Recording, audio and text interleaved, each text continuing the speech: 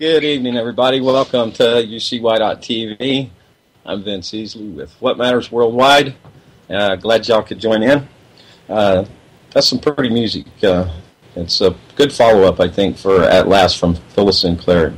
You can add your own words to that right there, but that music kind of sings to the heart, and I like it. So tonight, it's a salute to Off Grid Journey. Just a big shout out for Drew. His 4th episode is coming up this Sunday. Really enjoying this. This is some great programming. So I thought I'd give him a hats off and a howdy do, and share a little bit of what his pages are, and also some ideas of my own, and with my friend Terry here, who has his place out here in the desert off grid, and talk about some of his solar power and a bunch of other stuff. He's got a pretty good knowledge base. Also, I'm going to be talking about aquaponics, plus a whole lot more. And then the second hour, we got Miner Dave, the Keeper of the Republic. He's at Roaring Bear. He's going to be updating legal authority of mining claims, plus much more. So, again, thanks for tuning in, everybody. Everybody's joining the chat. Good to have you. Really appreciate it. So, if you'll see some of those links I dropped from Drew, PyramidPureFoods.com. That's a really good page right here, and really it's telling what he's doing with aquaponics. I've made a list, and I'm going to work on this even more, and I want to get my own aquaponics going here and grow my own food here when I get back to Arkansas. Anyways, but some of the benefits of at least embarking on an off-grid journey, you're going to find food and energy independence, a lot more so, and have control of what you're eating, which is very important. And you'll know that if you have an enclosed system, that everything is only going to get in that plant that you want it to be there. And that comes from the incorporation of hydroponics with fixed fish culture, whatever the Latin is on that. I didn't even think to look at it. But anyways, that's a combining of that. Your fish, you feed them, and their waste in the water, then you filter that through, and it feeds plants. And then it takes the nitrates out and uses it for food and other particulates and so forth, and then return that water back to the fish clean and continue a cycle.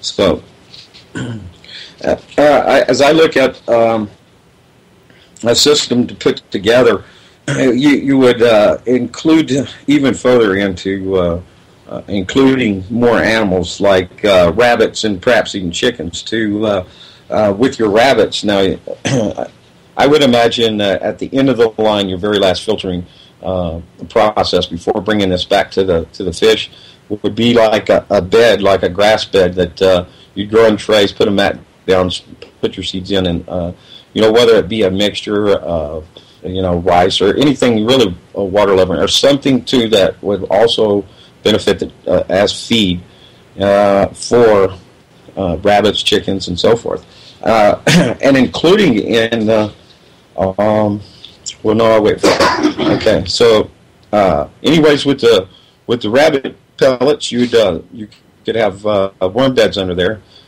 You could have several different type of worms. Red worms do really well in manures. When you start looking at composting and stuff like that, you're looking more. Red worms are great composters. Don't get me wrong, but towards night crawlers and earthworms. So also then you might consider, these would be used as food, of course. That's why you'd be raising these to feed back to the fish. And also you would consider using what Drew uses a lot of is black fly larvae.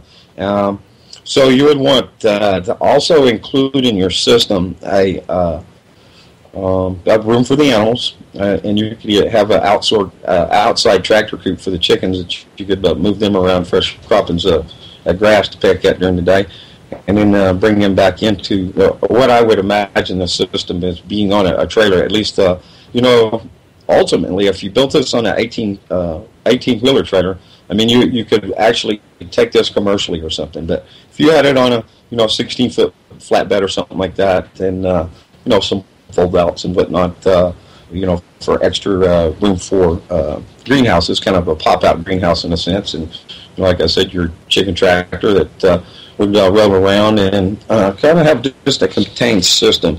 You wouldn't have to have a huge one to be profitable if a person was to. And of course, we've seen that. Excuse me just a moment while I check a Skype message. Hey, it's Girl Bear's birthday. You're welcome. Hope you're listening. Happy birthday. Born day. And back. Goodness. Okay. So, larvae of black flies, and there'd be other insects for consideration, such as crickets. They feed pretty good off of compost feed, breaking down old vegetable matters and stuff. Also, to consideration would be your beneficial insects. That is that you may want to buy and import, but also provide an environment for them for reproduction. Ladybugs, praying mantises, and so forth. Some of the wasp varieties and beyond. So let's see down to types of food to grow. A lot of high concentration of nutrient plants, like you could sprout. I'm assuming now this water. I just wonder, with the little fish poop past your sprout. So I'm wondering about that. Surely it'd be good for sprouting, at least at some point down the line of filtration, past having submerged it in other just rooting. Plants that you'd want to feed the roots, and you might be vine crops or bush crops, also herbs and so forth. But then also microgreens, lots of nutrition. If a person be interested in juicing, those are power packed. Also to consider would be a separate little offside system that promoting algae growth. Algae is very high in nutrition for people and other animals, and also for plant growth. So, and what you do is basically you have kind of like a double pane window in a sense where you would run water down over the pane in between and in sunlight, because algae likes the sunlight, and you get your starter where it would then be growing on the inside of the windows there, water going through and then cycling back through, producing algae. And you'd want to have, of course, one pane removable so you could enter in there and scrape it up. So, yeah, also considering some of these insects that you might raise, you could then also not only feed your fish but your chickens too. And rabbits, like I said, you'd be harvesting downstream, last little filtration of some type of water-loving plants that really maybe just grows real good and produces good flower. Excuse me just a moment. Hey, no way, what's up, Justin? Just in time. Ha ha ha. Yeah, dude. Good to have you, man. All right. Hey, Justin wants to join in. Let me add my buddy in here. I'm gonna have to put some headphones on and see how we going here.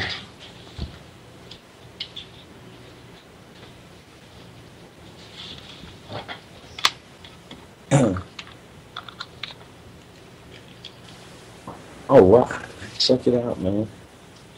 Been missing you for a while, Justin. How you been, brother? Did I have you? Hey, Justin.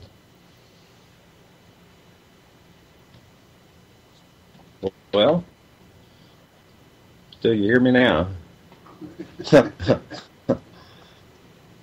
I don't know. Talk louder. Yeah, Lucy, is that you?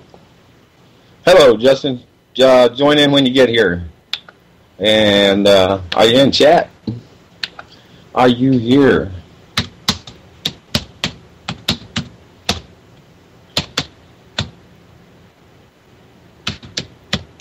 Yeah. Okay. Shout out. Howdy, everybody.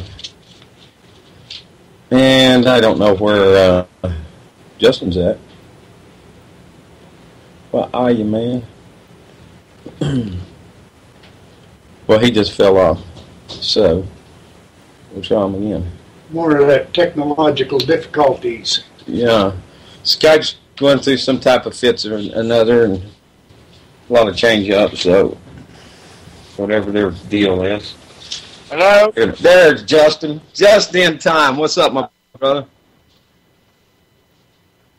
I don't even know, man. My mixer must be screwed up because I have two cats now and they're jumping all over everything. So I'm not sure what they pushed or what, but I was set up for Skype about yesterday, but now it ain't working.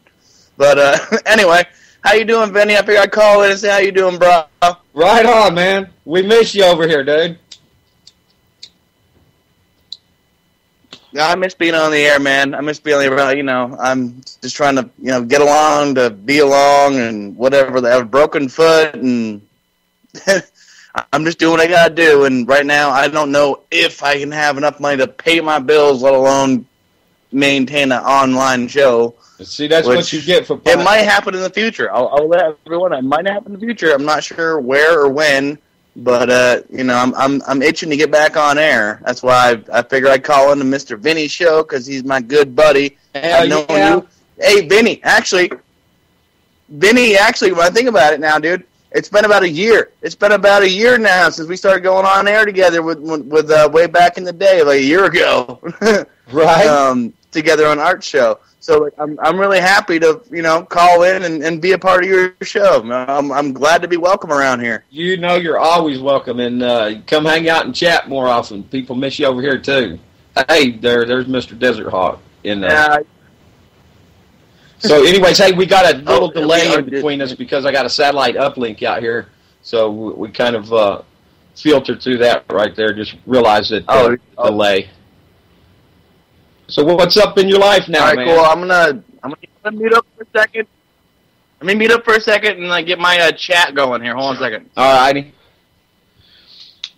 So I'll round out a little bit about aquaponics and then come back and share a little bit from Drew's sites. And so other considerations, of course, is your water, your growing medium, all the equipment that you'd need with that, filters, pumps, and siphoning. There's a lot to that. There's a siphoning method where the water rises, and then I don't have the information in front of me to tell you how that works. But anyways, it cycles the water to the plant, and it uses a siphoning method.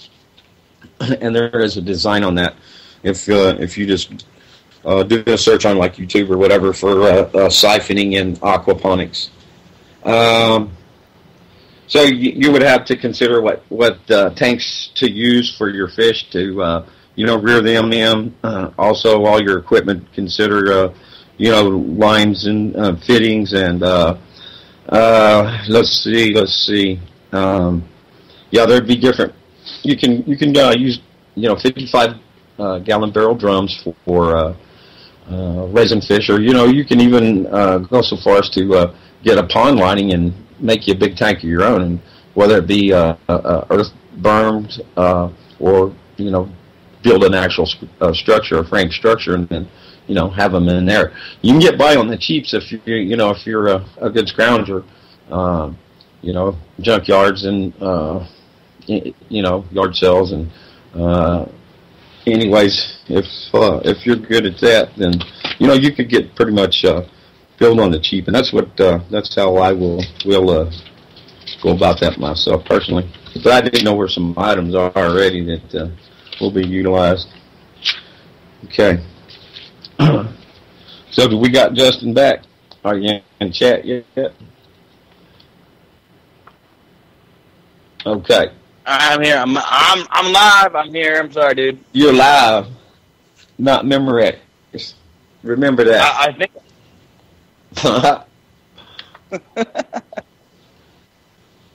You gotta love being live, man. So I hear you talking about gardening and taking care of your whole just situation when it comes to food and everything. That's really important. I was, oh man, I broke my foot at the beginning of this summer.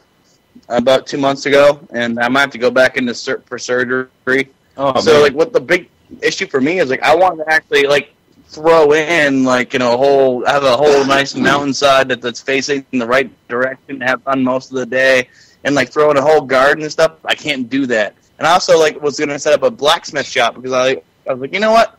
The one thing that we don't focus on enough of is old technology. We don't focus on, a blacksmith or a smith in general could pretty much build, fix, or do what you need to do in this world today. It's just a basic. It's a basic thing that we used to live on. So I want to actually get back to more of that, shoeing horses and making my own nails, and I want to have my own garden. I have a new girlfriend who's a really awesome person, and I want to instill whatever I can in her and her children, because I don't have my own and she does. And I want to be a part of that and actually kind of move forward in reality. What we always talk about is passing the message on of we are people, we are not slaves, and we all can live on our own. And if we want to, we have to have the actual motivation to do it. So that's where I'm at right now. Right on. Hello? Yeah, hey, sorry, that's that delay. So, yeah, that's cool, dude. Congrats on the new girl, man. I bet she's pretty, ain't she? Or do you normally go for the ugly? She's a lot like me, man. She's a pretty old little ginger girl with red hair and freckles and just as transparent and spotted as I am, man. So when it comes down to my old show saying I'm transparent and spotted, well, I found one of my own to be with. That's cool. So are you you was up in the woods? Are you still out in the woods? Oh, I ain't never leaving the woods, man. I am not leaving the woods. No way in hell, man. Like, my property is still my property. I have, like, 2 acres out here in the middle of nowhere, and I'm going to continue that, you know. And her actual family actually has a few acres on the other side of the same road I live on, and her father has an acreage down the bottom of the state. So, like, we're kind of covered when it comes down to that. So, how many? When it comes to, like, living in the middle of nowhere and, like, how many fence posts between your place and hers? That's what's fence posts. Oh, fence posts. Yeah, that's old country song. I don't know. What's a fence post in the old West? Like, is it like 30 feet, 50 feet? Like, how many? Well, I'm gonna tell you right now, it's about a mile. It's about 1 mile. Yeah. Depends on what kind of fence. Hey, they've actually got turtle fences out west here, so imagine that. Yeah, reminds me back of my days when I drove a truck, and I was headed out of Weatherford, headed out west to California, and I got on the radio and I says, "Hey, they got that interstate shut down yet?" And people's like, "What's the 20 on the interstate closure, driver?" Well, like, yeah, that SPCA and animal rights and all them folks, they got involved in these turtles. Too many of them been getting run over on the road, and so they're going to shut it down and cross a bunch of them, hurt them on a cross. But in the future, they're building bridges, but right now they're just going to hurt them across the road. And that spread up and down the interstate. I was laughing so hard. So my boy comes on here, he says, "Driver, I've lived out here my whole life, and I ain't never heard about no migrating turtle." Turns out there was a lot of truth to that joke, but one of my good chuckles while out on the road. So where are you at right now, Mr. James? I'm in White Hills, Arizona, and I think I'm fixing to head back to Vegas. Back to Arkansas. Through Vegas, that is. And head on back home and get settled in. I've got a rocket stove met with a mass on it for a heat battery. Like to get it done before cold weather sets in, and just settle back in. I wanted to go out to up to the northwest, and I just I think I'm not going to make it after all. But this week I've been. Well, I always. I was gonna say, I've seen your pictures of your rocket stove, and like you got some hell of a setup going there. Like I trust it's working these days, right? Well, I've got just a rocket stove built out of 2 of the little small propane tanks, you have for camping, and just actually fasten them into an elbow. Just set down a T right before. It's not actually an elbow. It's more of a T with the short end at the back of the one can, the bottom, and then turns it out. So, this is just old stuff. They used to make them out, in the ground and stuff, just a hole and then come up out, and there's your fire and cooking. But, incorporating it, the exhaust through a set of tanks, one inside another with material in there that will hold the heat and radiate it out. So, there's small and burning smaller wood too. So for a lot less wood, you can heat a small area and maintain the heat radiation instead of just running straight out the chimney, right? Right. Well, you don't want to waste nothing, man. Waste not, want not. That's what I'm living off. All those old sayings back in the day, man, ring so true nowadays. Waste not, want not. Like, you just list them off. List any old saying you can think of. And they actually ring more true nowadays than they did, like, 20 years ago. Like, it's actually insane. Yeah, huh? So, hey, big shout out to JJ, Mr. James Freeland, Freedom Palooza next weekend, 4th of July weekend. And he's emceeing again. Yeah, dude. I think this will be their last year at the present location, and they'll be moving to another place, I think, on up around in Pennsylvania for next year. But, hey, best wishes on that, JJ. So I ask you, are you ready? Of course, that's a rhetorical question because I want to make an apology on air. Actually, if it's okay with you, Vinny, I want to make an apology on air, man. I'm sorry, JJ. Man, I went and saw you last fall, and I told you I would, no matter what, I would be there this year. But you know what, man? I'm sorry. I can't walk, and I have no money, so I can't make it there this year. So next year, man, I will be there 110%. This year I would if I had the money and I could walk. If I had more than one leg and a bigger wallet, I would be there. But, like, seriously, man, like, what you're doing is very important to get the awareness out what's going on in the world today. And I commend you on putting yourself out there to the masses and exposing yourself to a certain extent to actually having people understand what's going on. Like, go JJ, man. JJ is the man, and he's the reason why I was on air, and one of the reasons why I called back in no matter what, man, because JJ is the man. I love that man, period. I love you too, Vinny. Seriously, dude. I love you too, Jenny. You're still not getting my Bud Light. Right on, dude. You're awesome, man. I'm glad you called in. JJ is awesome, man. He's a great guy. You know, he's really responsible for connecting a lot of people on this network and way beyond. So you rock, JJ. And like I said, best wishes again. Go ahead. And to anyone, that's Mr. James, the man out there in New York, busting ass for everyone else. That's right. I swear to God, man, he lives two lives. He's got himself, and he's got, like, he has a cape. I think he has a cape somewhere. He didn't show me, but he has a cape somewhere. He's like Super JJ. Like, JJ, the man out there to fix problems. That's why he's been exposing himself because yeah, he's changing into that secret into a secret from his secret identity. I guess I should say. Hey man, put your clothes back on. You be running around that kind of underwear things. He's got his is. He's got like a cape, you know, with frills and feathers on it and in a G-string, and it's like, what is your superhero name, dude? No. I don't know about the G-string.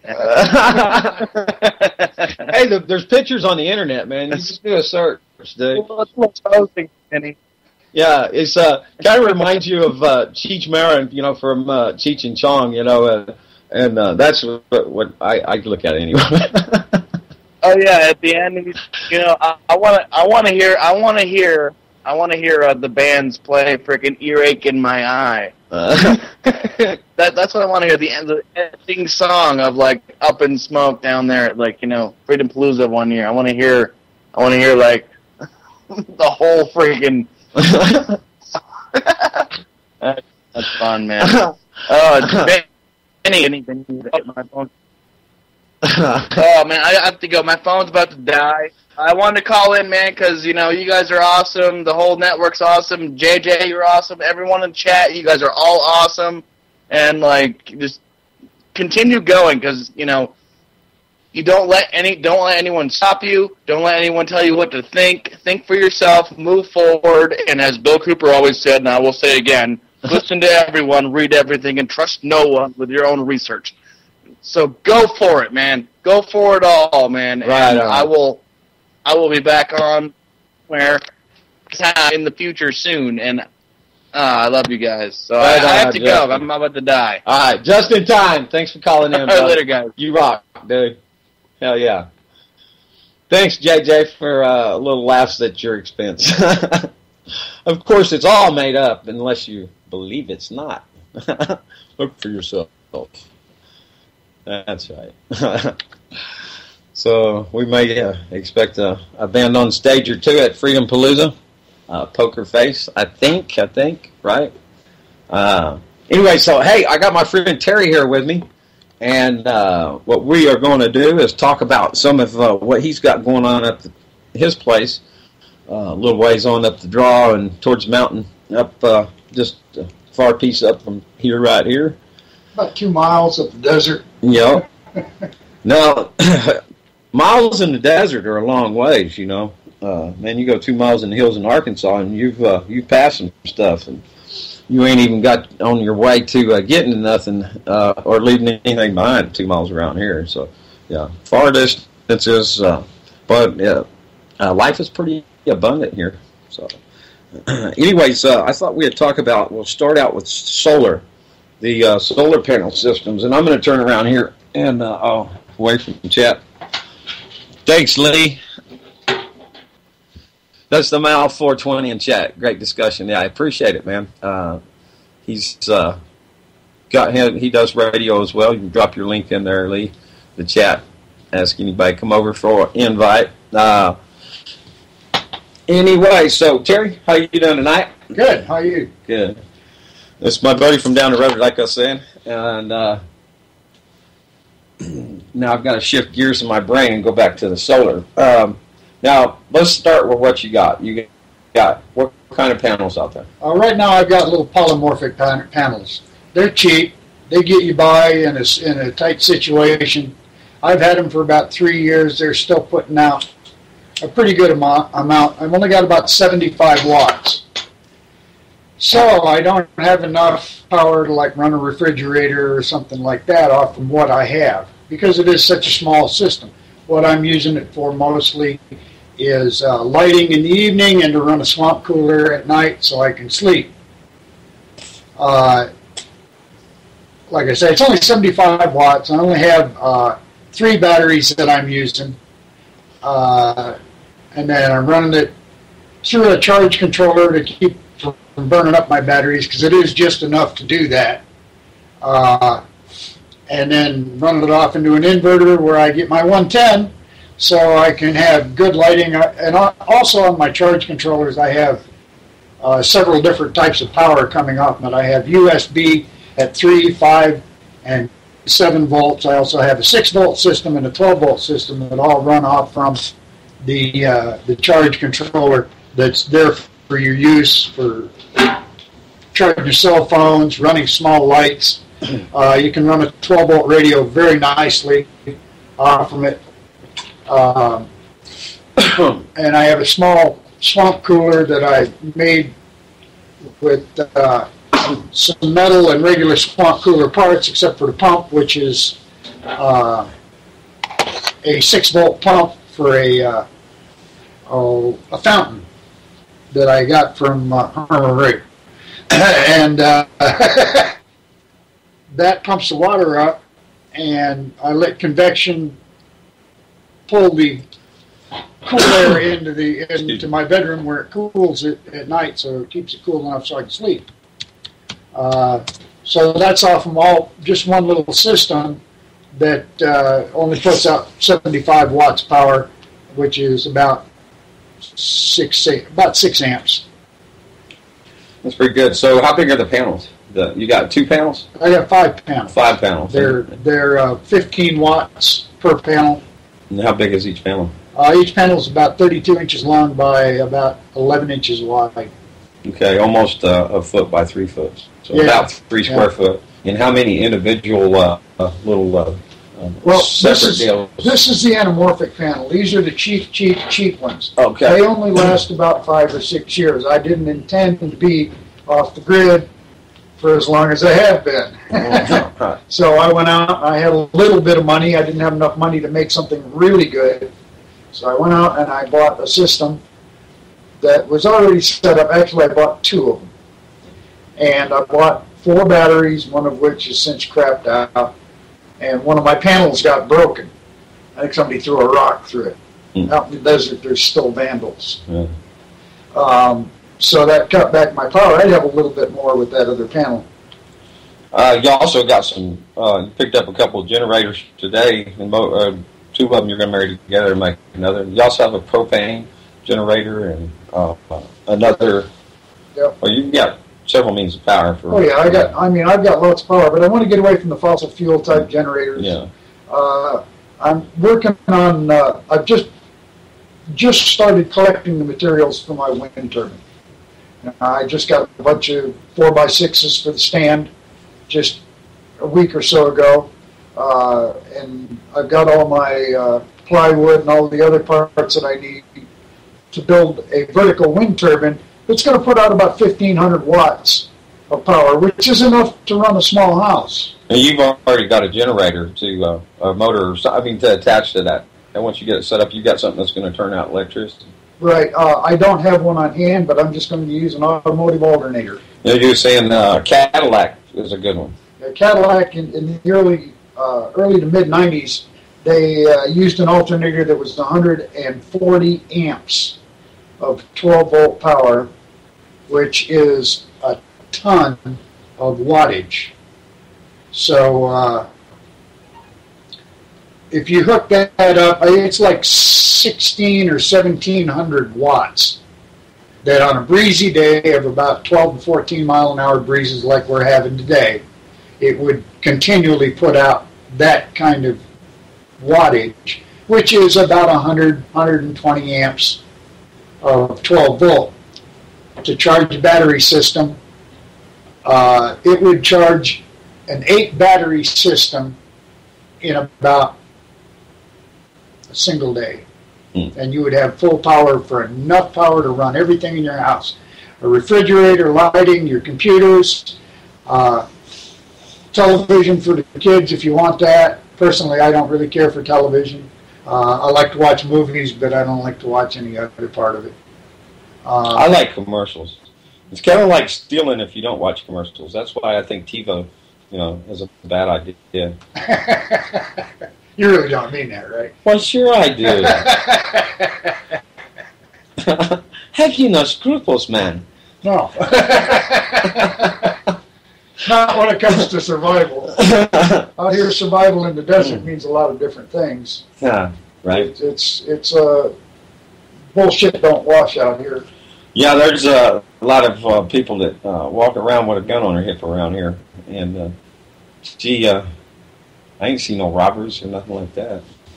No, we have, actually out here in White Hills, we have a bit of a problem with burglary. Burglary, really? Yeah, there's been probably in the last 2 years, there's probably been 25 burglaries out here. Wow. Mostly down in Unit 1 because it's close to the highway. Yeah. So. Yeah. Well, if they broke into somebody and they had a gun, they'd probably have their mind changed for them. Because it'd be all over the back of the wall somewhere. But to get your mind, please. There's Justin. Hey, I was going to tell you, dude. I made a trade with Terry here, but I got this. It's a Gamma. What is that air rifle right there? Gamma. Big Cat. Gamma Big Cat. That thing reaches out there, dude. That is a cool little weapon. That's coming back to Arkansas with me as a survival tool. And just for plain old fun. It's got a scope on it, man. I'm dead on shot with it. So, I've probably only fired it no more than 20 times, and I believe I can shoot a chicken in the head with it at 20 yards for certain. For certain. So, Loud, let's go back to solar panels. We were talking about the anamorphic as opposed to the other type. Okay, now, you can get these little ones that are probably, no bigger than like a 3x5 or something like that? Yeah, they're about 3x3, and they're about 3 volts. 3 volts. Yeah, I don't know how many milliamp they put out. And you hook them in parallel. You hook them in parallel, and thereby increasing the voltage and the amperage. You end up with, most of your panels can be as much as 150, 250 watts. For some of your 24 volt panels. Those are polycrystalline. They last about 25 years. Once you have a good polycrystalline panel, you probably will never have to replace it in your lifetime. Unless you're like me and going to live to be 102 years old. Yeah, right. And then you're you have to replace it with a 5-year anamorphic.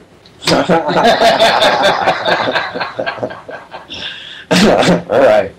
So, now, on a lot of stuff like transforming and changing, stepping up and down your power and so forth, now I've started in and learning some of this stuff on electronics, and we'll be looking forward to building some stuff, some just for fun and some for practice, and others to really apply.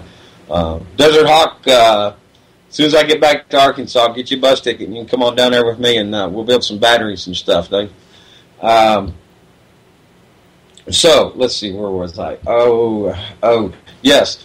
Now, you can buy electronic stuff on the internet really, really cheap. Oh, yeah. For, probably 50 cents, you could build a transformer from, 12 volt or 110 to, charge 5 volt on your phone or whatever. So, there'll be, let's see here, I've distracted myself looking at chat. Jack says, alternator, but it's disappeared. And come down, depends. A gun ain't much more than a paperweight without ammo. Yeah, but you know what? That's a good point, Desert Hawk. And since it fires on air, now you've had a lot of good ideas about using air-powered as a replacing black powder. So a fella get him a 5-gallon bucket full of tire weights, and I probably couldn't shoot him in all of my 102 years that I'm going to live. But so that brings to mind something I had thought about too, is that a fella would need a mold, to make his own, shots for their rifle. But yeah, good point. Stock up, they're cheap, less than a penny a piece for the pellets. Oh, they cost that much? Yeah, well, I mean, if you buy them in big bulk, they're even cheaper than that. Yeah. If you have 10,000 pellets, you're going to be hard pressed to shoot 10,000 pellets. That's a very good point, and probably a whole lot easier to open a tin can than it is to melt that lead in it. But you could have that contingency as well. So let's see. So back to getting your parts and building stuff yourself. Man, there's a lot of options. There's the Sterling engine that I think would be cool. I think it wouldn't be inconceivable to make a Sterling engine that would generate enough power to run a household very easily. Especially if your property and you have a pond, you could take your cool water.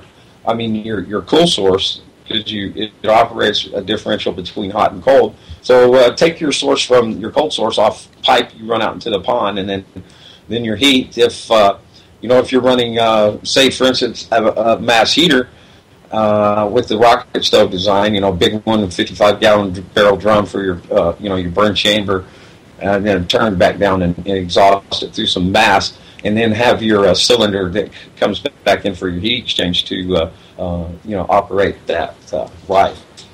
I think when you start looking at adding a big weight with a pulley and so forth like that, where you get that momentum, man, that thing's going to be pumping around and be able to turn some gears that would produce incredible power. So that's something I still hope to experiment with, to be able to build sometime. Let's see, back to the solar panels. There's, hold on, check time.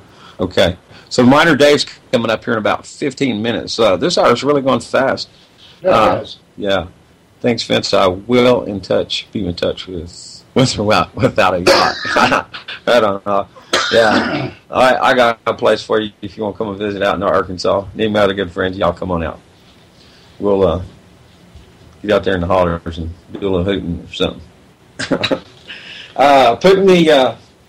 You buy these small ones, 3x3, you said. Right. And now you solder these together in parallel, and you could build, any size panel that you want. As far as, of course, however many of those are, that's going to determine what kind of wattage. So if you built a 3x5 panel, you'd build your wood frame, basically plywood and frame it, or aluminum. Aluminum's really easy to work with. People, if you got any metal experience at all, aluminum's really easy to work with and make your frames with it. You lay your glass in the frame, and then you lay your panels in there after you've got them all soldered up, and you know that they're putting out the type of voltage that you're looking for, and then you pour in your encapsulant material, which is usually a resin, a 2-part resin like an epoxy, and then a shield cover on the back side, and then your diode and your hookup wires all on the back side of it, and it all stays pretty much inside of your aluminum case. So you could probably build about $1 a watt, probably. It's actually about just that, about $1 a watt. But you have to build quite a few of them. You can buy them. You can buy solar panels for $1 a watt. Yeah. For $1 a watt. Well, what kind of quality is that? I mean, we're talking 25 years. They're guaranteed for 25 years. They're UL approved. I was looking at some, and I didn't find any very good prices yet. Of course, I guess you might look up a little deeper. But there is one place that I don't know if I can say it on. I never did find it. The name of the company. Should I say it? Yeah, go ahead. Yeah, it's Windy Nation.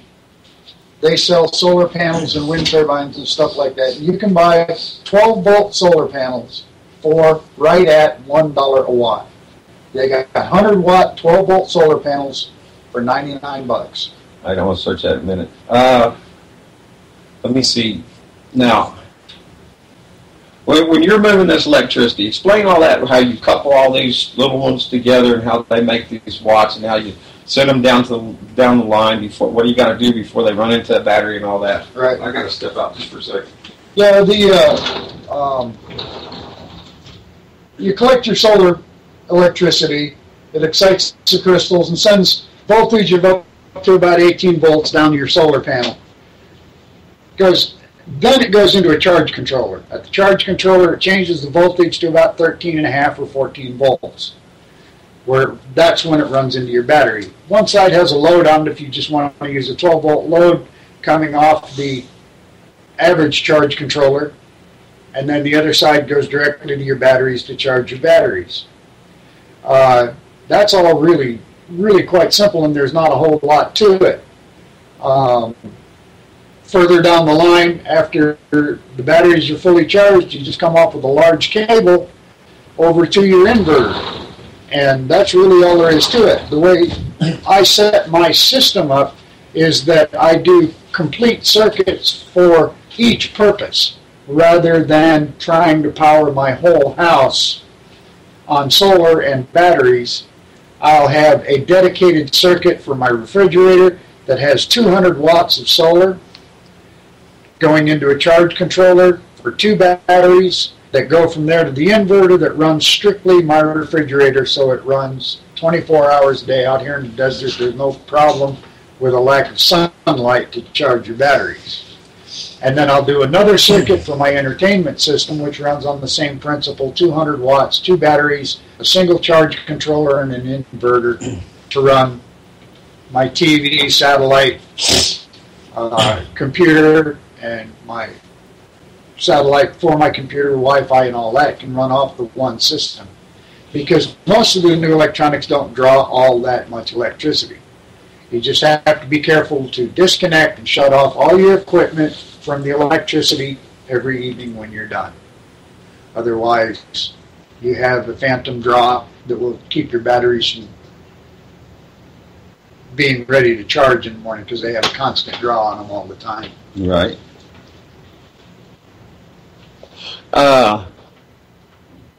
Miner Dave, are you in chat?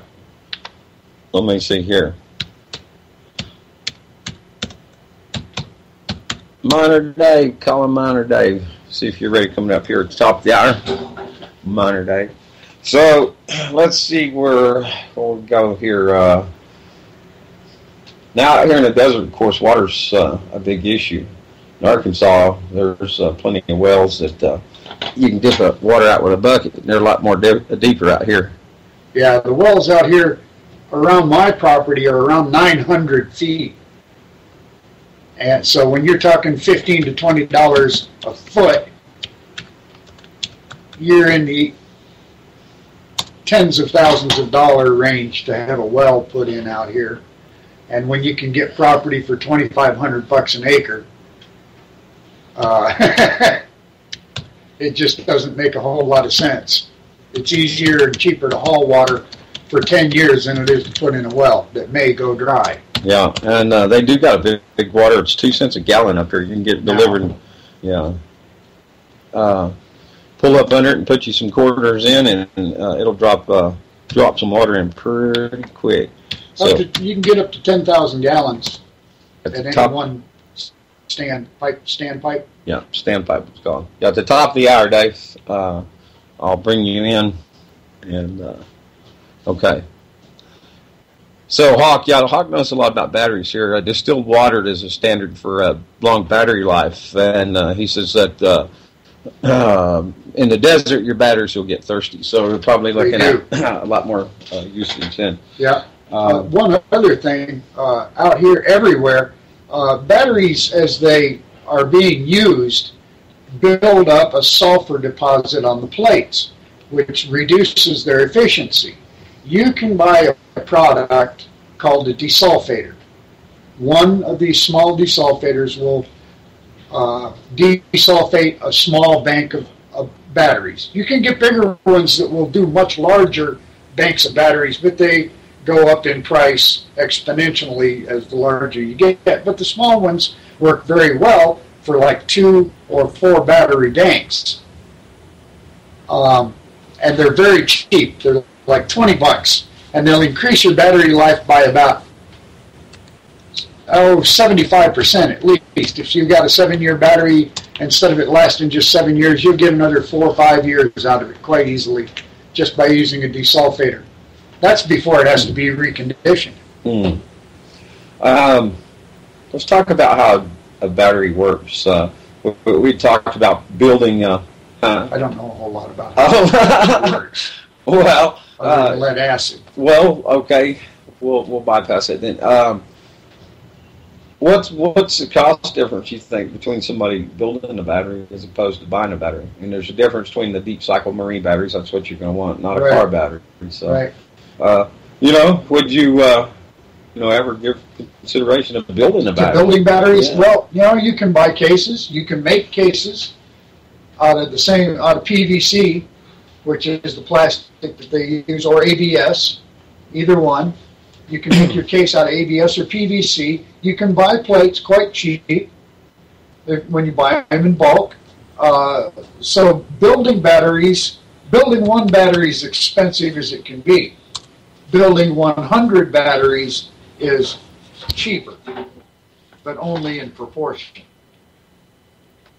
So if you want to build one battery, it's probably going to cost you $150, which is about the same as going and buying one. Uh-huh. If you want to build 100 batteries, they'll probably cost you $75 a piece. It's called a desulfator. Desulfator. Sulfator. There you go, Miss. SULFATOR. Desulfator. Yeah, sulfur deposits.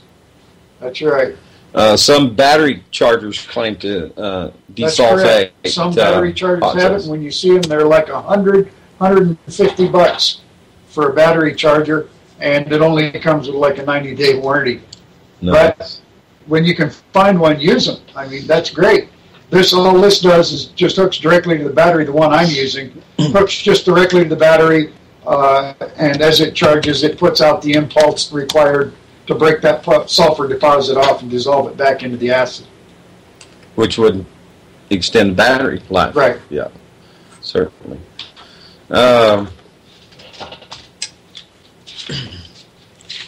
Let's see. I like that wind turbine, and there's I was showing you that picture, and I really couldn't find any more good information on it beyond the image. And I originally saw that on Facebook, but it's like kind of like a big round, maybe octagon shaped or pentagon, whatever shaped it was, I forget. But it channels wind no matter which direction it. Oh, the wind funnel. Yeah, and then it comes in and creates an eddy, and so you could spin. I wonder, like using an alternator and a fan, and cycling that air through there. That you capture and reducing and creating that vortex, that wind eddy, and blowing it past that fan and generating. That'd be something that I'd be interested in looking further to. More understanding. You know what? Let me cap out here this last 5 minutes before Miner Dave comes on, Keeper of the Republic, and I'm going to go cover a little bit of Drew's. So this is a salute to Off Grid Journey Sundays right here on UCY.tv. Big shout out to Drew. He follows at Double Cross here in about an hour and 6 minutes with Chuck Horton. I think Colby will be on. Maybe Richard. No, not Richard. I'm sorry, Drew, David. David. Yeah. No, yes. Drew, David, Chuck, and Colby. There. All right. I feel a fart. So, anyways, you can find Off-Grid Journey on Facebook. Also, Off-Grid Journey on Facebook. offgridjourney.com and pyramidfoods.com. And we're going to go look right there because this is saying what Drew is doing, and this is what some people call the American dream and so forth. But he's doing it.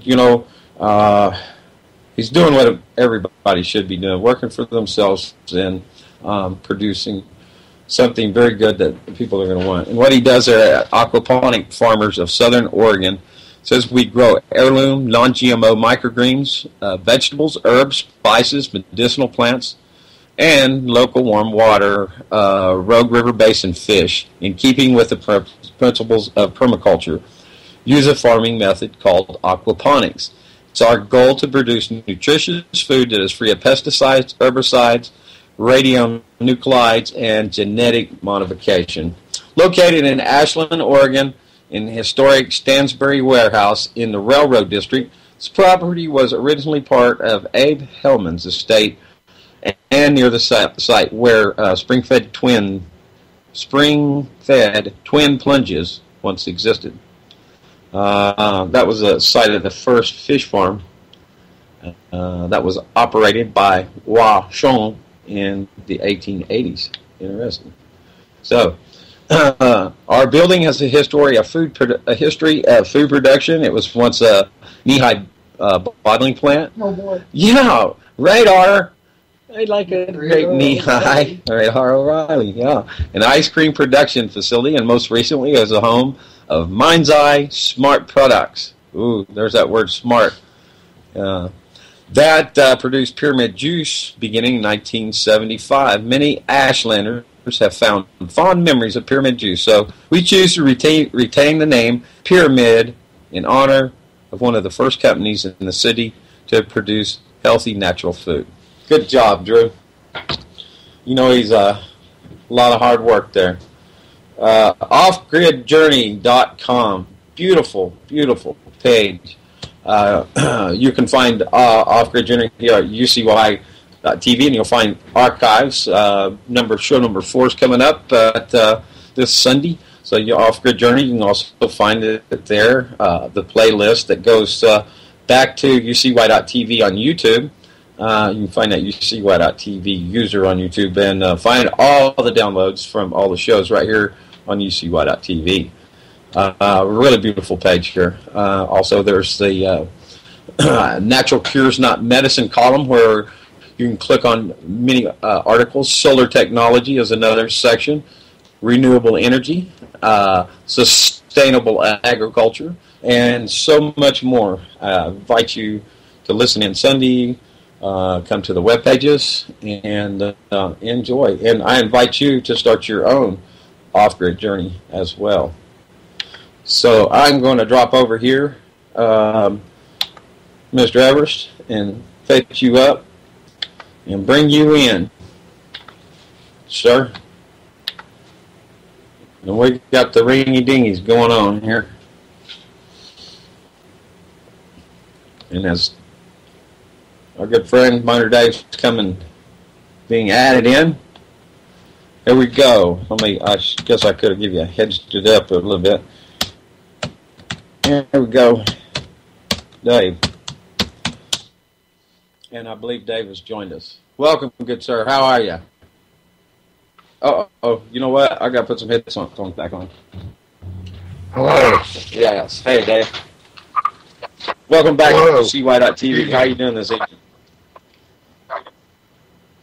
You're a little breaking up. How are you doing? Good. Okay, yeah, I had to plug in a headset here. So, all right, well, you're breaking up, Vince. How am I sounding? You're sounding 5x5 here on my end. But I've never muted up and turned it over to you. All right, well, I'm going to get... All right. So, to finish up from last week, before I got cut off by Skype, I was talking about I got a show cause order from the Federal U.S. Court of Appeals for the Federal Circuit, Washington, D.C. District. This was, all the information was in there, but I had to draw a big round circle around it, and I had to show where my cause was. Well, I went and seen Hal Arthur, which, by the way, he's played on UCY.TV on Sundays, and you can look at the time schedule. But anyways, he told me that it was a trick. They were hoping I wouldn't answer it. Well, he said to answer it with what my possessory action was. And so I went down and got a copy on Monday for a notice of a Lynch that I filed. This is what you do when you have property in litigation. So if somebody else can't come in, it gives you a right to sue them if somebody tries to come in and steal your claim while the government's contesting it. They have very strict standards on what can be filed under a notice of Lynch. I met all the requirements. They let me file it. So it has my possessory title in it, and it has a copy of a complaint on a trial that was held on me in Portland, a case they later used against me in another case that it said it wasn't supposed to be precedent. And they didn't even follow that decision, this one correctly, to that one. So anyways, it's a big mess. But I was listening to the Bill Myers show on Monday, and he had a lady on that wrote a book about the unworthiness of the U.S. Department of Justice in some particular cases. And she was saying that the Supreme Court only reviews policy, they don't review error. But that if you were in the court I'm in, if you were in them courts, you had the right to an en banc hearing, and they do have a right to reverse error. And so I filed for a motion of an en banc hearing. Well, when I looked it up under the law, it means a couple different things. It also means to post bond, but it also means to limit it strictly to the law, and it brings it in front of the entire body, which is 9 judges. And so instead of just getting one judge that's a Obama appointee to this circuit, this Court of Appeals, I believe she's here in Oregon because she's got some other cases that are from Oregon here that she's hearing. Anyway, so if you look up on what I posted on Facebook and Google Plus, you will see that I answered their motion with a notice of linchpins, a possessory action that was mailed before I knew about the show cause order.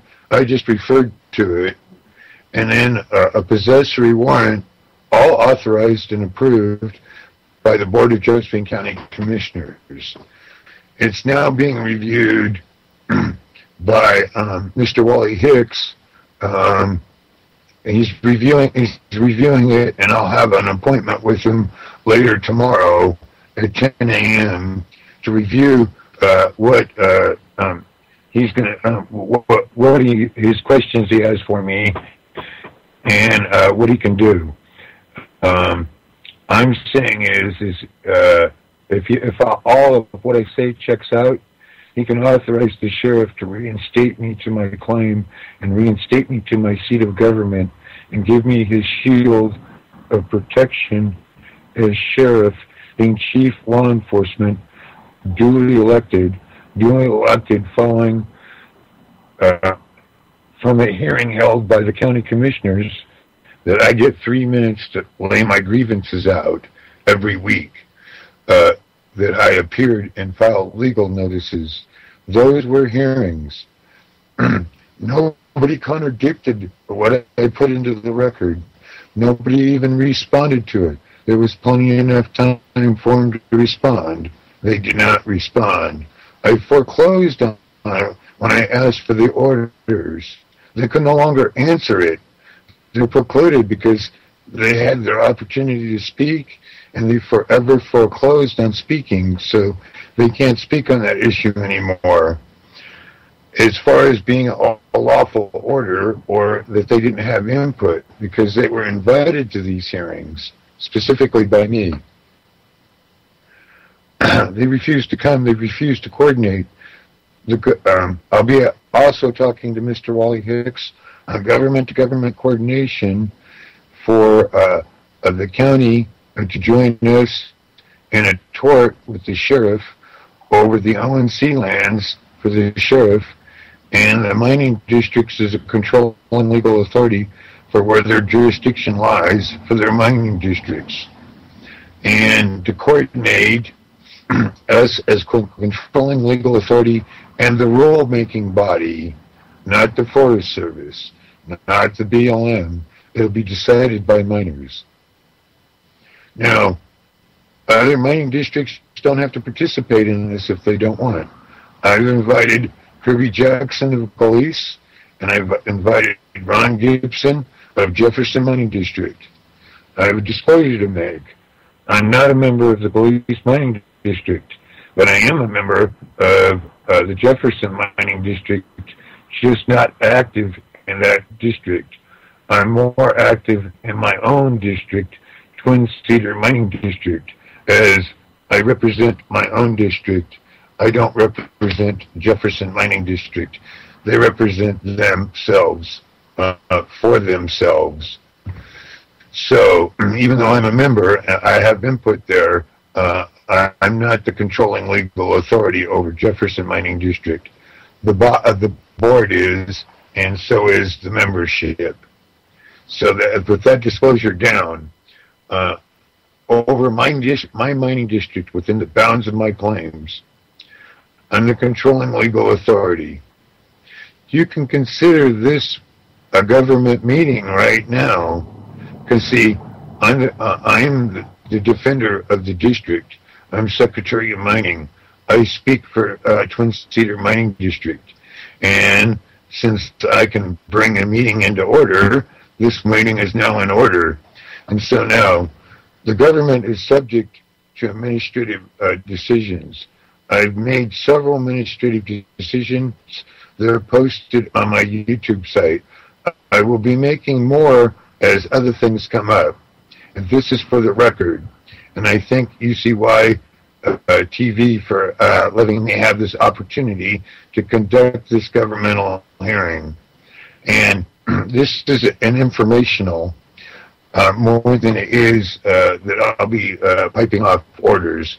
This is to show that I'm a government, I have administrative rules that I can make for myself, or not make for myself, as long as I'm trying to fulfill the duties as the grantee, as the beneficiary, so that I can fulfill my duties of trust I have.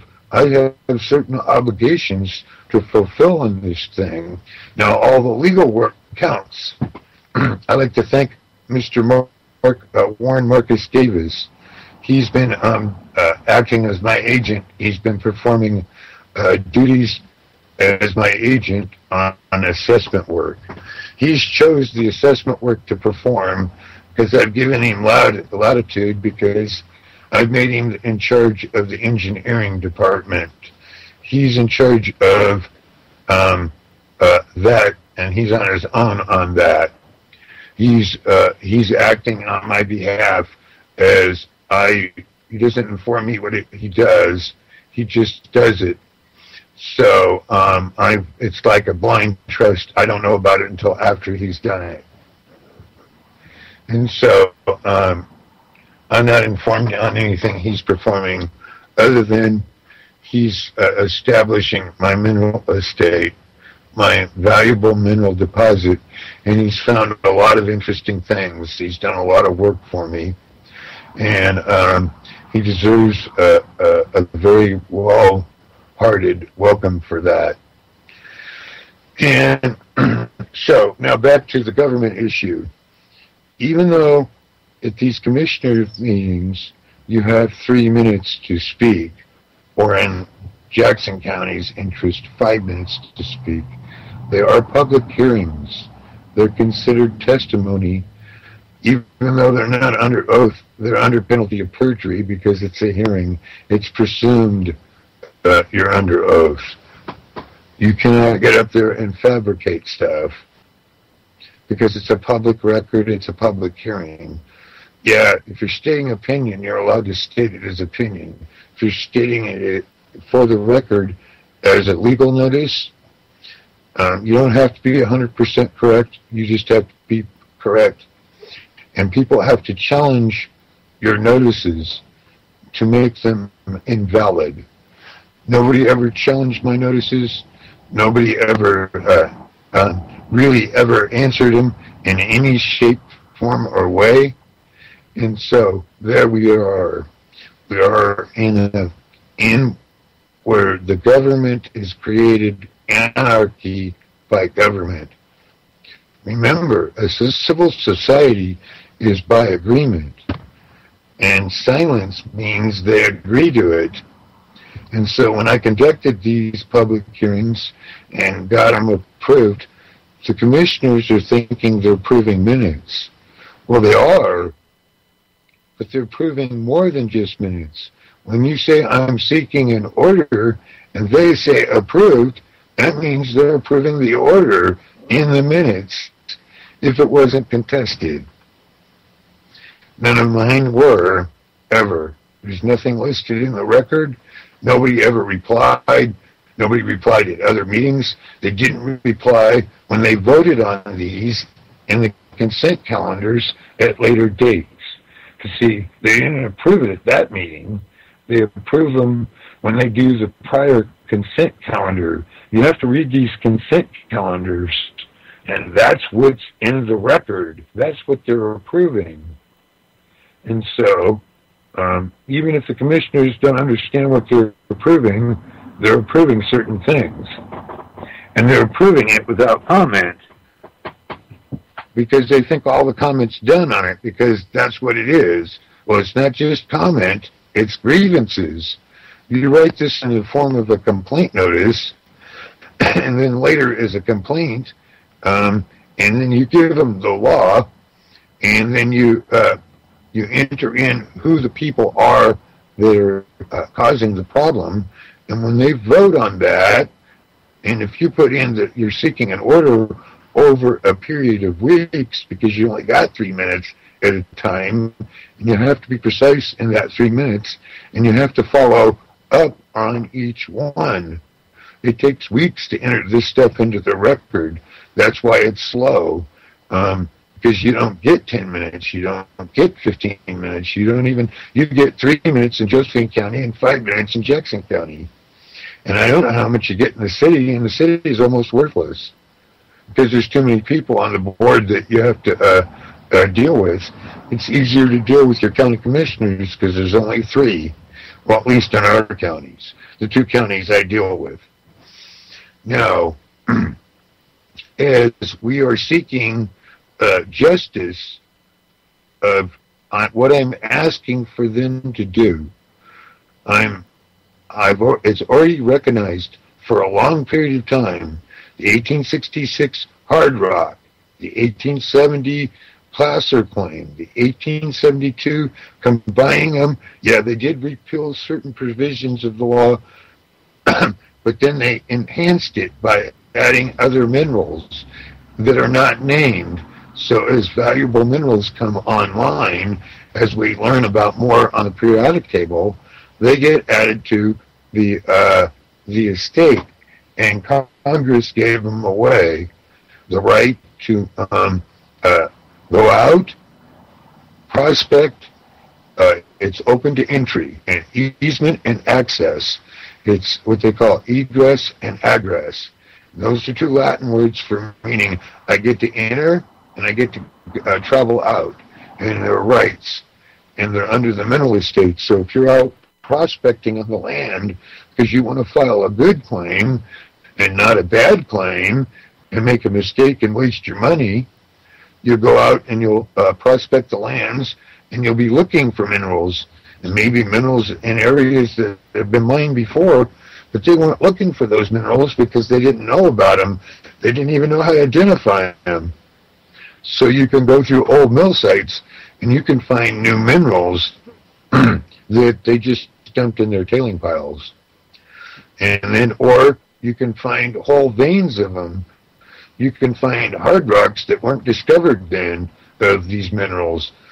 And what we need to do is open these lands that are supposed to be open to the people that want to go out and prospect, and then the people that want to come in and develop mines. And this is how they're found. The big mine doesn't have time to prospect mines. They're too busy mining and trying to stay up on the mining laws for a lot of things that are not necessary environmentally, that don't apply to them. And the environmentalists are defrauding us out of our mineral estate. And so are economic groups. These groups are tied together through their public-private partnerships, with the Forest Service being a member of ICLEI, the city of Ashland being a member of ICLEI, the city of Medford running a trust, a relending program for the Forest Service. They're in a public-private partnership with the Forest Service. The Forest Service is their partner, their agent, vice versa. Then there are ICLEI's public-private partnership agreements through their stakeholder agreements that are fraudulent, that they're usurping legislative law, constitutional law, by locking these lands up. They have no business locking up. These lands are not theirs to lock up. These mineral lands were given to the American citizen to go find. It's not up for the government to really, and the BLM was set up to help facilitate that. The Geology Department there, so was the State of Oregon's, DOMA, so was the Forest Service Geology, because they do have some mineral estate lands. They have oil and gas and coal. The Forest Service has the right to regulate coal on federally reserved lands that got coal on them, but they don't have it under the valuable mineral deposit lands.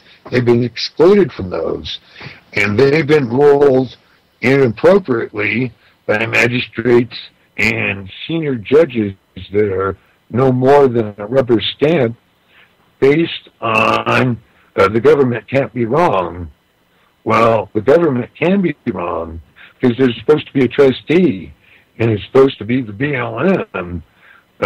We have a lands court there, but who's supposed to represent the grantee is the Inspector General. They're not supposed to be representing the BLM. The BLM is to represent themselves.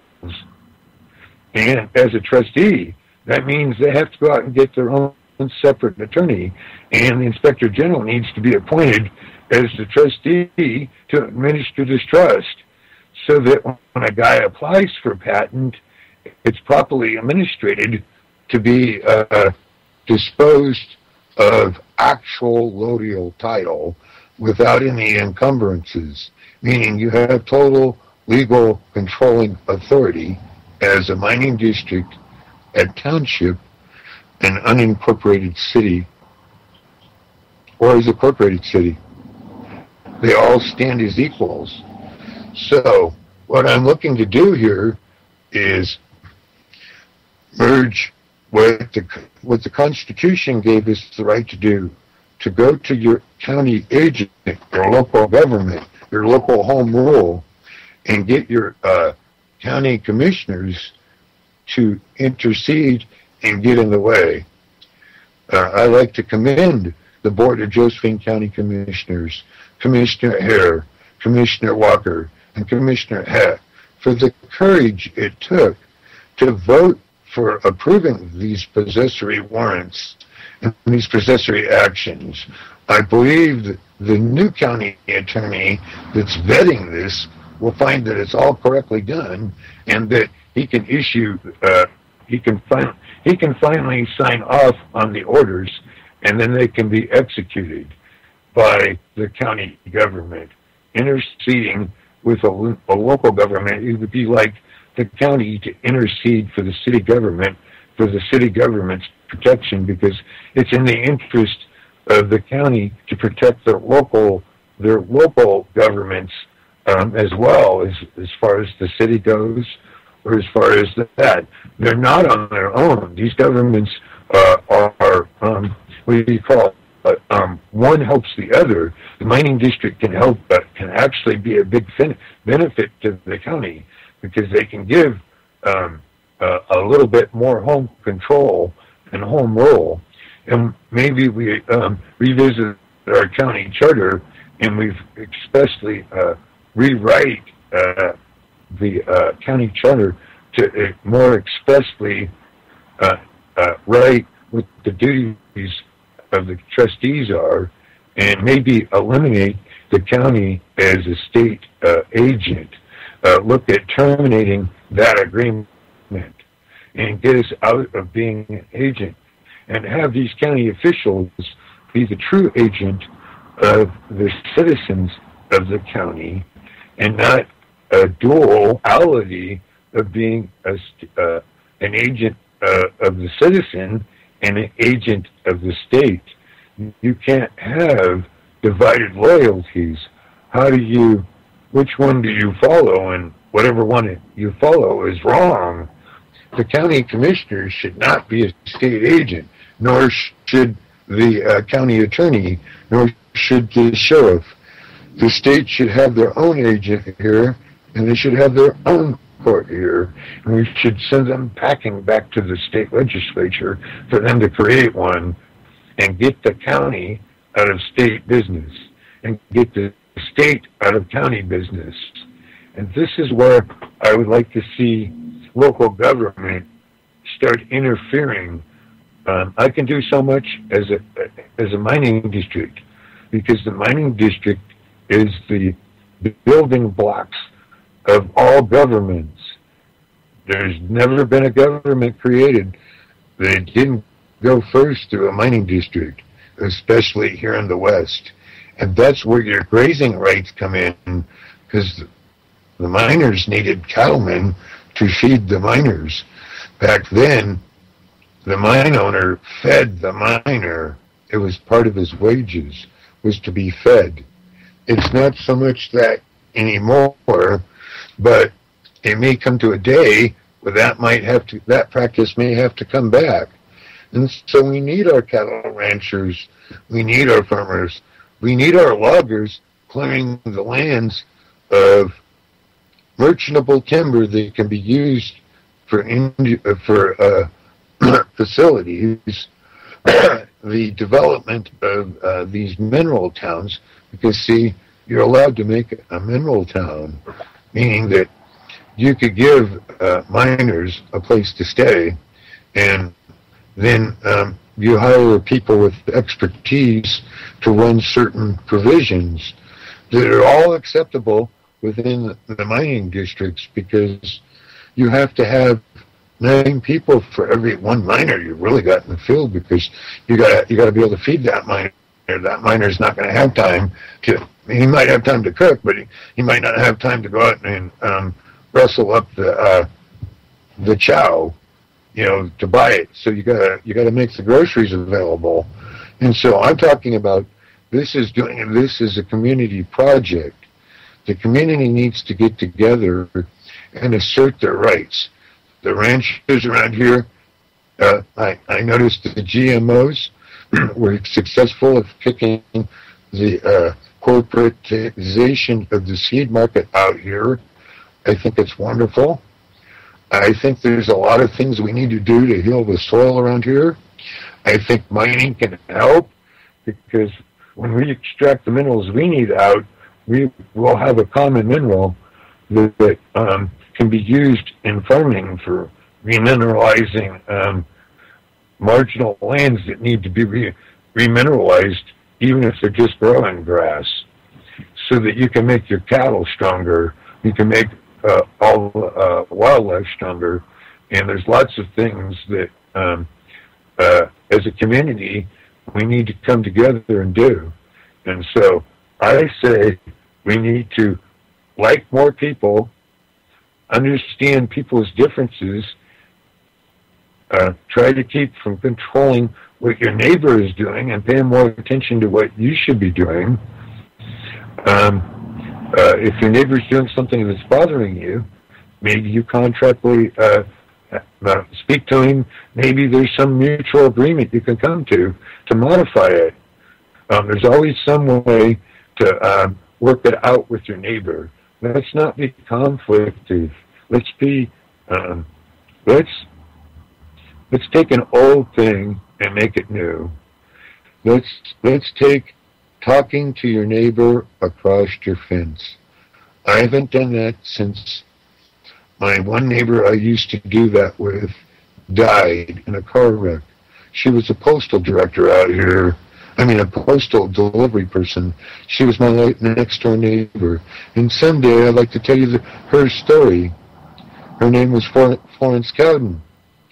And her family went missing in the Applegate. Well, she was killed in a car wreck with her boyfriend.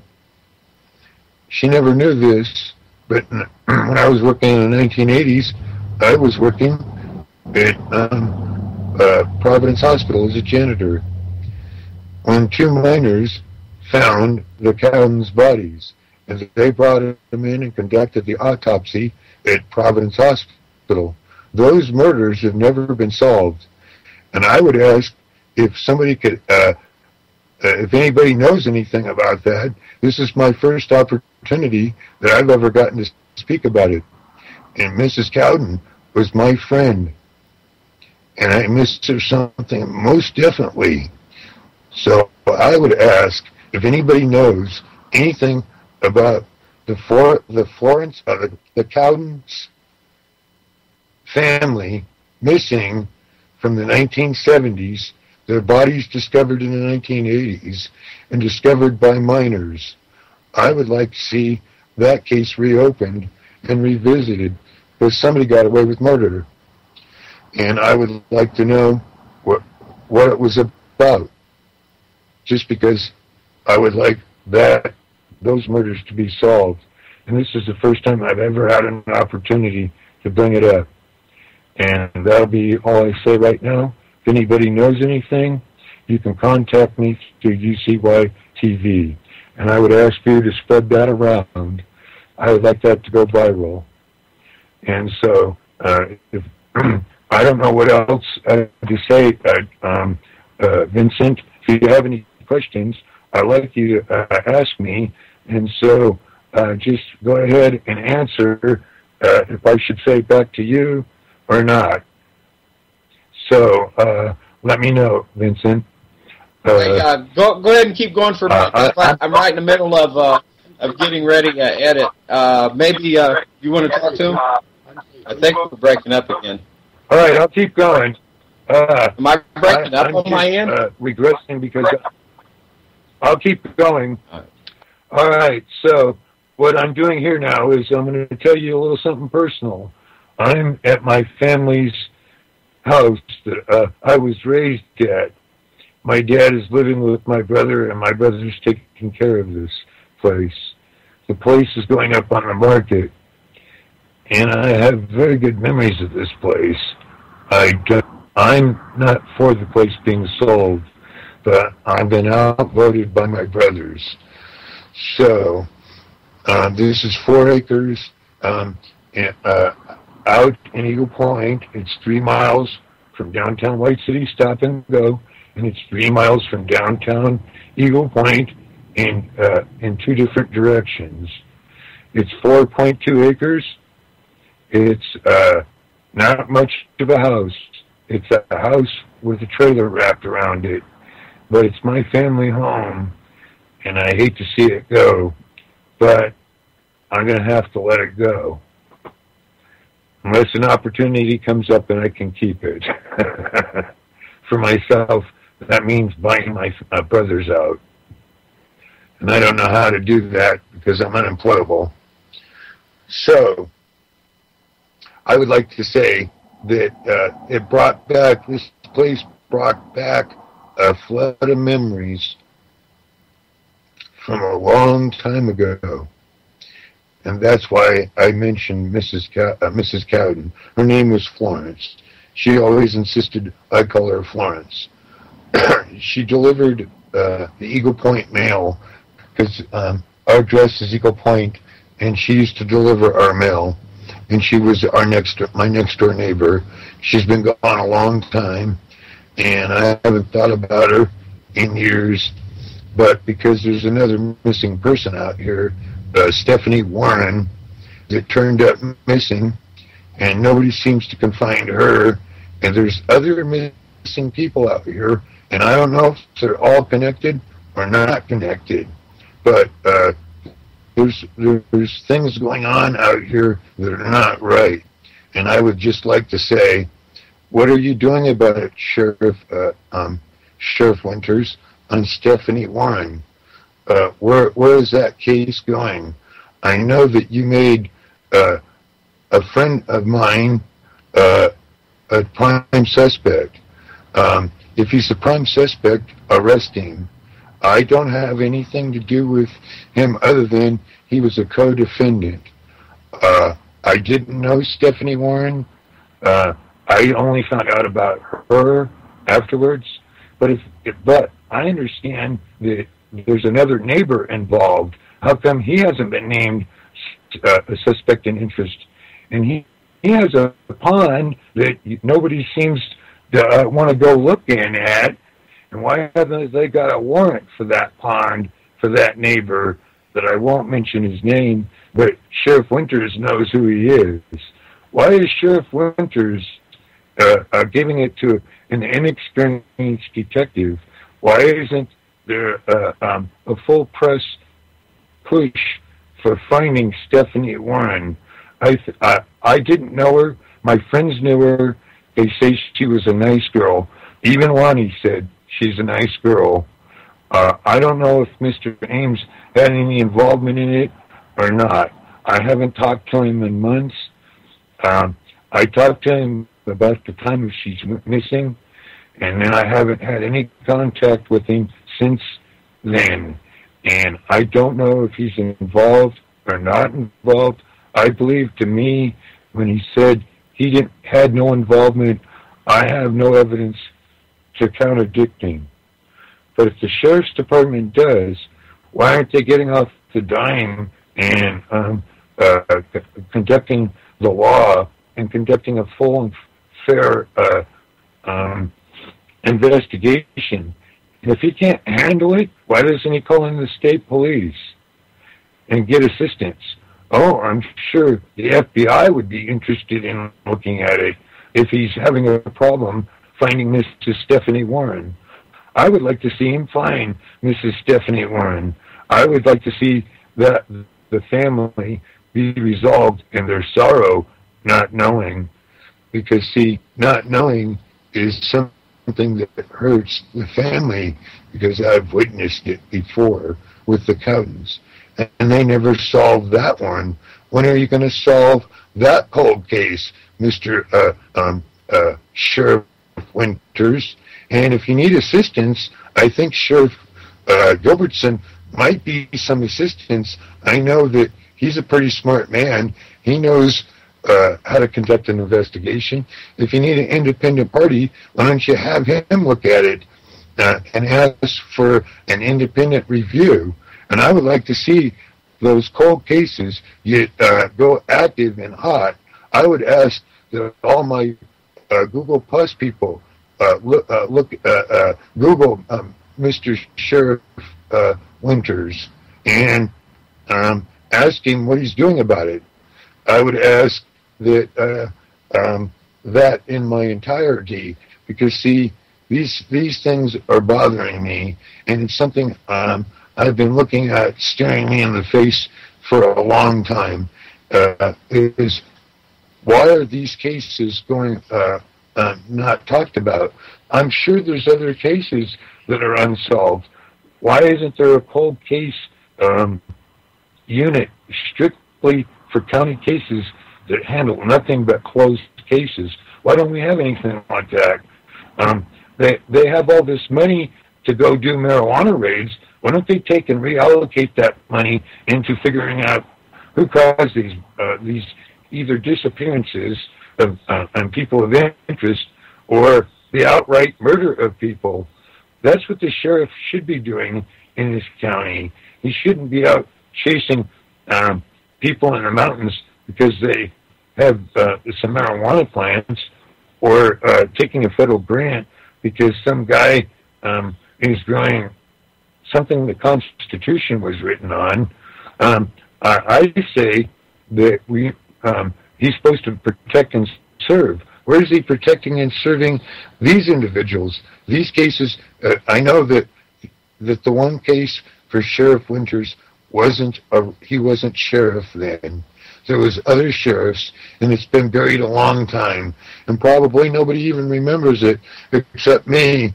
But I would like it brought to a full force, cold case investigation. Start from scratch. Who had an interest for the Cowtons to turn up missing? Who had a reason for Stephanie Warren to go missing? And these other individuals and these other cases that seems to be the Applegate is the dumping ground for all of this.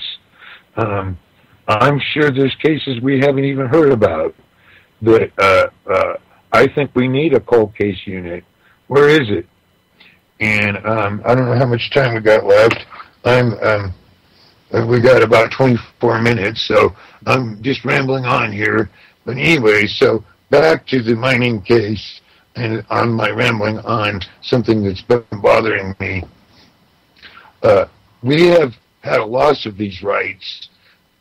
We have certain people that have fiduciary duties to us as duties of trust. When a person's running to office and he's giving the state, he's being sworn in by the state as a state agent. He's the state agent. He's not our agent.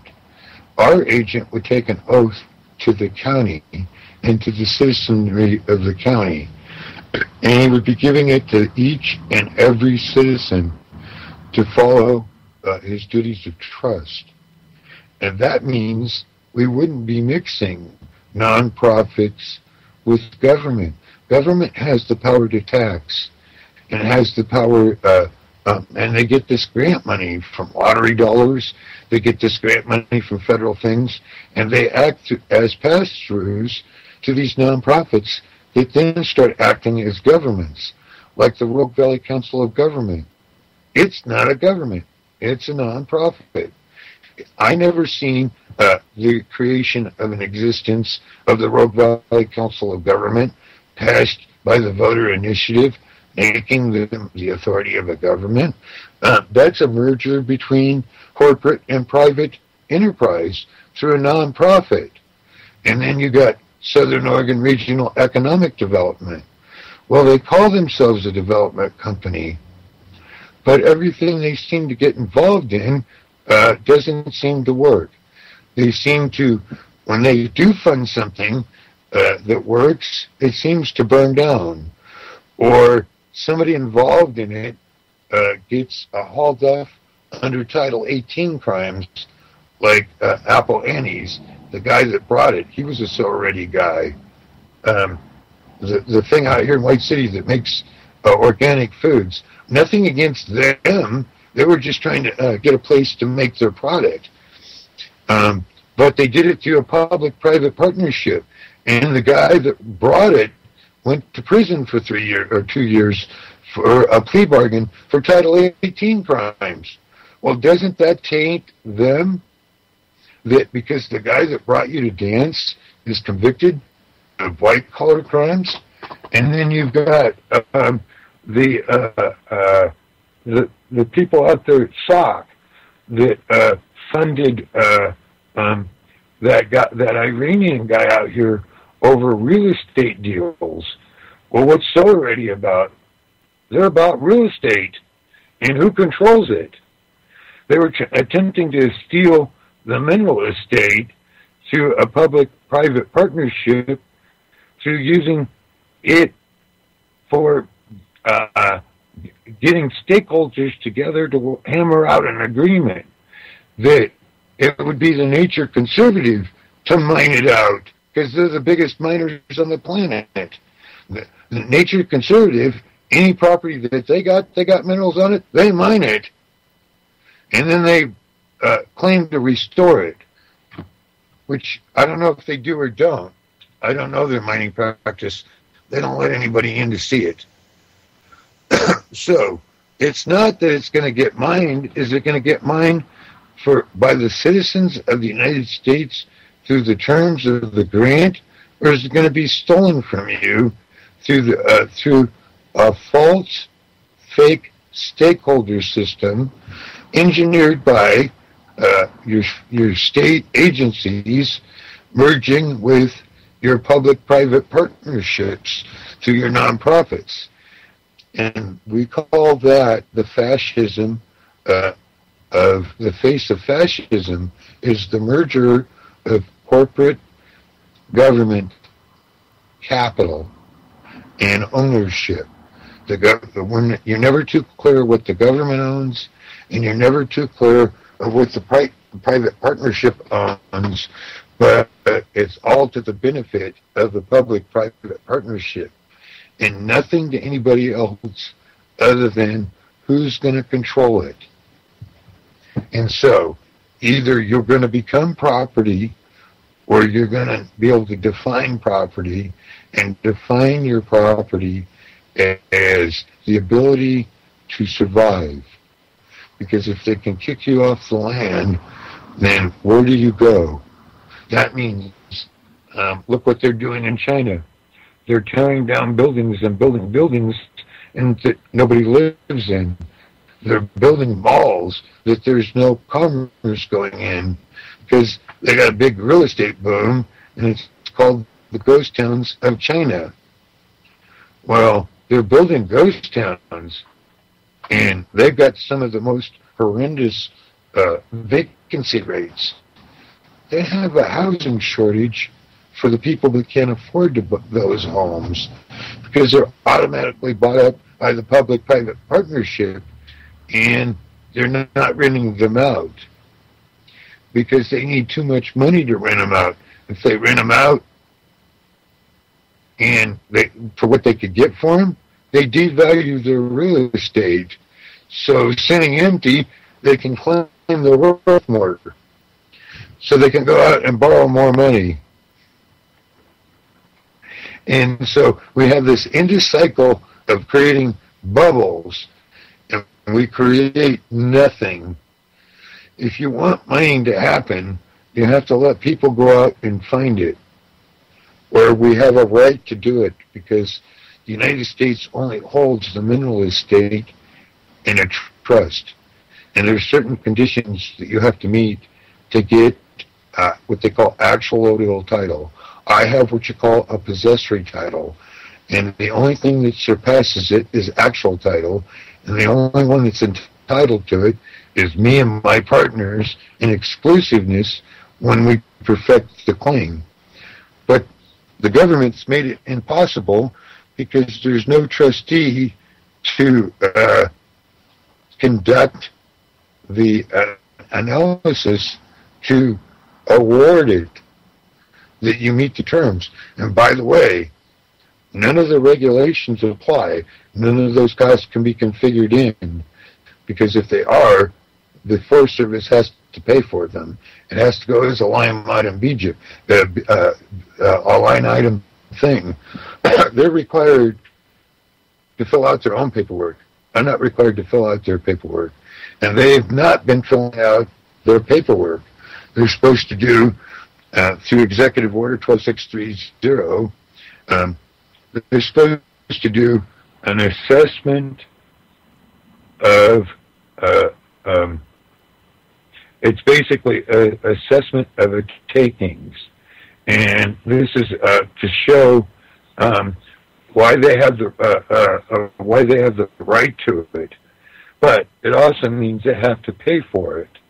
And so they have to calculate it on that it's a gold coin, not that it's your house in downtown Portland in a ghetto somewhere where they can put a high-rise on. That's a little different. That's where the kilo effect comes in. The kilo effect would still tell them, well, you can take his mining claim, but you have to pay him for all the gold in the ground or all the minerals in the ground, and that would take a full assessment to determine that. But they're in breach because they never did that. They're in breach because they conceded in my trials, in my criminal trials, they conceded to validity. They were saying they had the right to regulate it when they absolutely had no right to regulate it under any circumstances. So they had a fraudulent rubber stamp judge rubber stamp it. Well, now that I'm in U.S. Court of Appeals for the Federal Circuit, D.C., and I've got a motion for an on-bond hearing. This is a collateral attack. This is an attack to limit it to the law. It's similar to a limni motion, except this is superior. This is dealing with trust law and dealing with law of the grant. This stems all the way back to Roman law, where something granted to you can't be taken back. Once given, and it's forever foreclosed on. And if it's given in a grant and there's terms for you to meet, nobody can interfere with those terms, or it's a breach.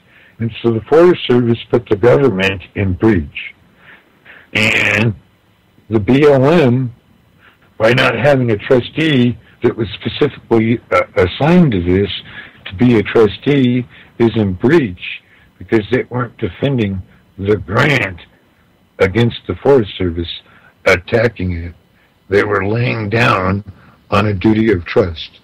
So the Forest Service had a duty of trust to stay out of it, and the BLM had a duty of trust to protect the grantee. Not the BLM, the grantee. The BLM is the trustee. They then turn represent the grantee. Well, because they weren't doing it, they were in breach. I asked the court to assign a trustee, and I asked him to assign the Inspector General of the Department of Interior, BLM. And right now, they're being represented by the Environmental Department of the Department of Justice, Peter Krajewicki, if I'm pronouncing it right. It's Krayzwicki.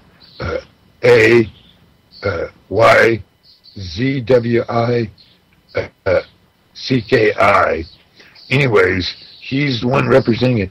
He claims to be representing Mr. Eric Holder, claims to be representing the Department of Interior. He claims to be representing the BLM and the Forest Service, and he claims that he's representing all the parties except for the city of Medford and the judges. They had to represent themselves, and they had not answered it. So those three parties are all in default for not answering the notice of appearance for the U.S. Court of Appeals for the Federal Circuit. And then I filed a motion for separation of this guy representing all those agents. There's too many, he's claiming agency for too many people that are guidelined under different roles and different aspects and different laws that he can't represent the BLM because the BLM may be forced to settle with me, and then they may be forced to come defend it. And so they would become a plaintiff against the Forest Service, that means this guy can't be representing the BLM because that would be a conflict of interest. And the Inspector General can't represent the BLM because they've already excluded themselves from representing them because it could lead to a conflict of interest. And so I say to Mr. Peter Wiki, or however you pronounce your name, that you can't represent all the parties. And I want to know your justification for thinking that you can have cross-agency representation when there's no jurisdiction to do so. Each agency has to represent itself. Each party has to represent himself. Because, see, I'm suing them, the public side, and I'm suing their private side. They also have to go out and get a private attorney because they have to be represented for their not having immunity, being stripped of their immunity. They're also, he can only represent, theoretically, he could only represent the government side. He couldn't represent their duality, their personal side for their personal action, acting outside their jurisdiction. Anytime a judge does that, he puts himself on the court without a shield of immunity. He stands outside of his immunity of protection. One Supreme Court justice said, I lay on the court naked without a prophylactic. That's another way of saying a shield. I become contaminated. I become part of the case. I become a party too. And so, as I move my case forward through the endless bureaucracy of the court moves slow, politics moves slow, people move even slower. So, I am progressing my case to enforce my controlling legal authority over a thing. And my mining claim qualifies as a thing. And your house requires a thing. Unless you've got a mortgage on it, and then it makes it chattel, or meaning that you submit to another authority until you suffice the debt owed against it. But if it's not used as security in debt, it has no liability to anybody. It's free of encumbrances. And there's no property taxes. It's an entity all of its own. It's what it is it's the extension of your local government, your abstract of how you're going to control a thing and who the taxing authority is and who they aren't. And when you get land, which there's lots of land in the United States that has this kind of title, most of your cities and most of your, a lot of your counties, attorneys have swapped those titles to warranty deeds. And they placed them either in the city records in your planning departments, or they put them in your county planning departments as title deeds, and they put them in the county record. Well, what that does is it now makes the county a trustee over your land, and it gives them trusteeship, and it gives them the right to tax it. This was done fraudulently by attorneys back in the 50s so they could create a tax base for the counties and the cities and alter your allodial rights to your little house. And it's what allowed condos to happen. Because, see, otherwise you wouldn't be able to have condos. Because condos, you just on the skin of the shell on the inside. That's personal property, and in today's age, that's considered real estate. but you have several entities that you have to pay a tribute to live there. Mining claims have no such tribute to be made. All royalties and taxes were forever given away on it. And so if you have a mining claim, even though you only have a possessory title, that possessory title stands equal to a patented title as long as you're fulfilling the agreements to the grant.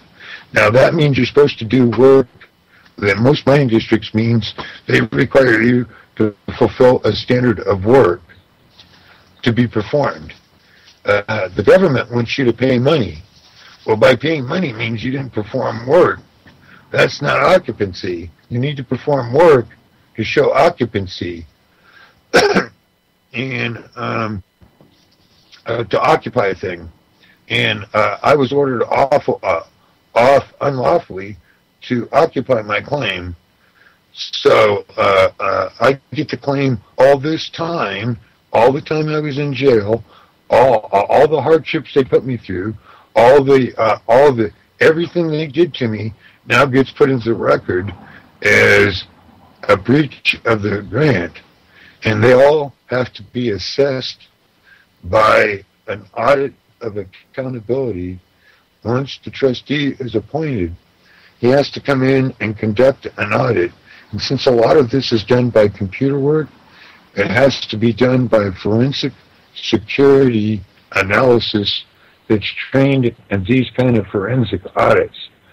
And so I would say you should look on my link page and see who I'm connected with. There's several specialists that like what I'm talking about. Anyways, so that's on LinkedIn, on my LinkedIn page. So you could go read that rather than me talk about it. But what you want to do is you want to get an audit performed on all the records of the county, all the records of the agencies, all the records, and that includes what it cost, what their budgets were, why they thought they had jurisdiction, why they didn't have jurisdiction, and why they're in trouble. And so they have to have a lawyer involved with that, and that would be an inspector general.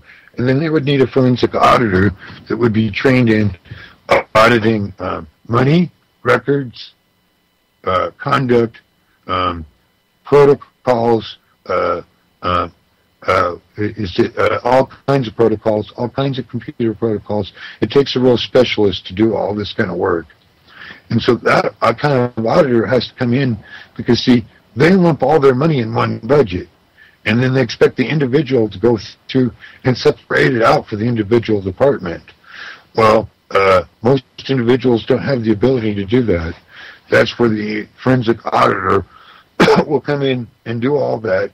And when we find the true cost of what they did to me is what their punishment will be, because these people that are acted unauthorized will have to reimburse the government.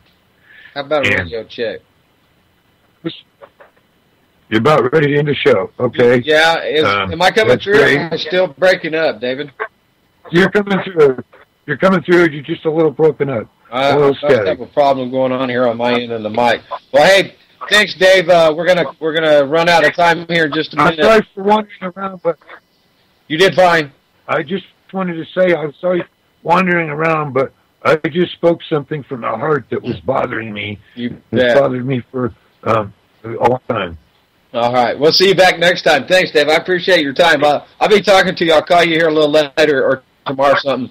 But anyway, stay tuned for Double Cross Radio coming up next. Tonight, talking about two activists from different parts of the country. Tony Bones from Cock Block, Kansas City, Missouri, and Cassandra Rules, one of the protesters that are trying to get justice. Hey, Radioactive, Jaw, rocking us out. Thanks, y'all. Love and peace. We're gone. Democrats, Republicans, your information's jumbling. The USA is crumbling. Y'all sit back, dumb as shit. The mass invasion, the home invasions, the CPS is coming to snatch your babies. These confiscations, the conversations, they're operating within the zones we trade in. We're in the matrix, now we're totally raided. They infiltrated, finally the devil gave in. If you can't hear me, then pump up the volume. McDonald, Bin Laden, Osama, Obama, bring up something real, legalize marijuana. Everything on a bong hit is as blunt as Madonna. Radioactive, intergalactic, counterattacking, the main attraction. Make it happen, matter of